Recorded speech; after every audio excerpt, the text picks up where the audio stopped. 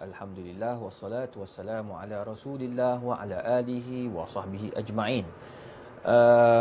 Para penonton yang dikasihi sekalian, sekarang ni kita berada di bulan Syawal. Alhamdulillah sepanjang bulan Syawal ini, ya, daripada awal Ramadan ataupun kita katakan awal Syawal sehinggalah hari ini kita dah masuk ke pertengahan Syawal ataupun nak masuk pertengahan Syawal, kita mendapati bahawa kita telah menyakitkan ataupun meletihkan perut kita dengan makanan dan pelbagai jenis juadah yang telah masuk ke dalam perut kita ini. Sedangkan bulan Ramadan mengajar kita erti sihat, mengajar kita erti untuk perbanyakkan ibadat, mengajar kita erti makan mengikut kadar yang sepatutnya.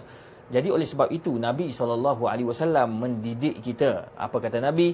Man shama Ramadan, sesiapa yang berpuasa di bulan Ramadan, summa atba'ahu sittan min Syawal, kemudian mereka meneruskan lagi dengan 6 hari di bulan Syawal.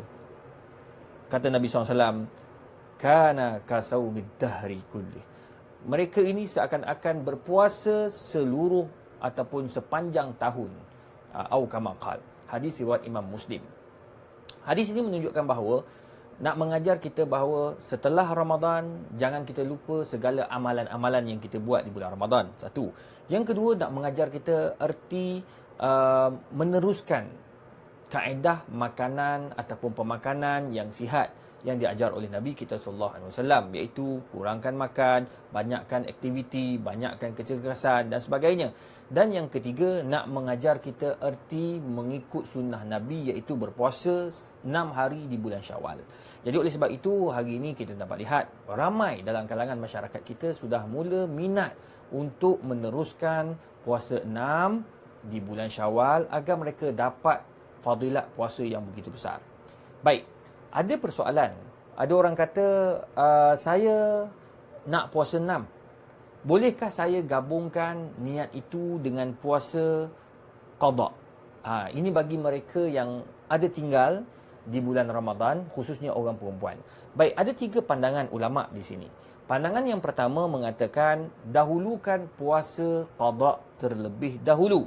Ini pandangan lebih kepada ulama-ulama dalam mazhab Hambali, yang mana mereka mengatakan Nabi bagi tahu siapa yang puasa Ramadan kemudian diteruskan pula dengan puasa 6. Maknanya pandangan ini mengatakan bahawa kita kena selesaikan dahulu puasa Ramadan. Jadi orang yang tinggal puasa Ramadan tu tak cukup lagi, tak lengkap lagi puasa Ramadannya, maka macam mana dia nak teruskan dengan puasa qada ataupun puasa Syawal? Oleh sebab itu dia selesaikan terlebih dahulu puasa qada. Kemudian selesai puasa qada, barulah dia masuk kepada puasa 6 yang digalakkan dalam Islam. Itu pandangan yang pertama. Pandangan yang kedua mengatakan bahawa kita puasa Ramadan. Kemudian apa yang perlu kita buat? Kita puasa 6 terlebih dahulu. Kenapa puasa 6 terlebih dahulu? Sebab puasa 6 ini hanya boleh dilakukan pada bulan Syawal. Manakala puasa qada boleh dilakukan sepanjang tahun selagi tak masuk bulan Ramadan. Jadi untuk tidak menyebabkan orang stres, orang tertekan, orang tak buat puasa 6 ini, maka mereka telah diberikan peluang oleh Allah Ta'ala untuk menyelesaikan puasa 6 pada bulan Syawal, kemudian mereka teruskan dengan puasa-puasa qada pada bulan-bulan seterusnya selagi tak masuk Ramadan yang akan datang. Itu yang kedua.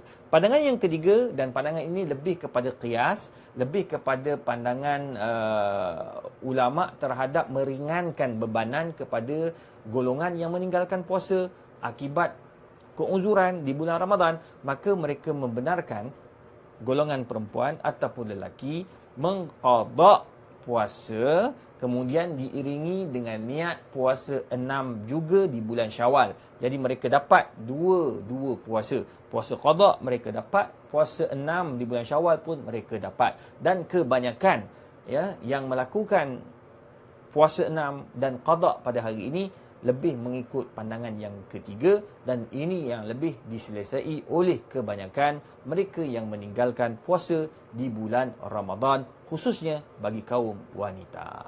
Wallahu a'lam.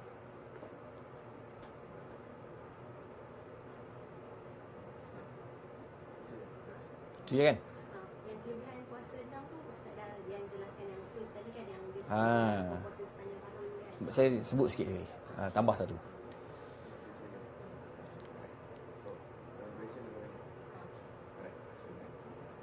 Tak, Ustaz nak tambah sikit. Boleh nak tambah tak apa. Tambah, tapi dah ada dah sebenarnya. Fadilat pun dah ada. Nanti punya potong-potong je lah ambil. Ini Ustaz mention lah yang digunakan kelebihan. Ramai yang bertanya kepada saya, apakah fadilat sebenarnya puasa 6 ini di bulan Syawal? Kenapa bulan lain tak boleh? Kita kena faham. Nabi dah bagi tahu sesiapa yang berpuasa di bulan Ramadan kemudian diteruskan dengan puasa 6, mereka ini seakan-akan puasa sepanjang tahun. Nak bagi tahu bahawa dalam Islam dia ada ta'abbudiyah. Dia ada keimanan. Kenapa kita beriman? Kenapa kita buat? Sebab Nabi buat. Antara perkara yang Nabi buat, Nabi tak pernah tinggalkan puasa 6. Justru kita puasa 6 ini ada fadilat yang telah ditekankan oleh Nabi kita Muhammad sallallahu alaihi wasallam. Yang pertama yang disebut dalam hadis, seakan-akan kita berpuasa sepanjang tahun. Itu yang pertama. Yang kedua, kita mendapat sunnah Nabi Muhammad sallallahu alaihi wasallam yang disebut sebagai sunnah muakkadah. Nabi tak pernah tinggal. Ini yang kedua. Yang ketiga, nak mengingatkan kita bahawa walaupun kita berada di bulan Syawal, amalan yang kita pernah buat di bulan Ramadan jangan ditinggalkan. Jadi insya-Allah amalkan puasa 6, kita akan dapat kebahagiaan di dunia dan juga di akhirat insya-Allah. Dah.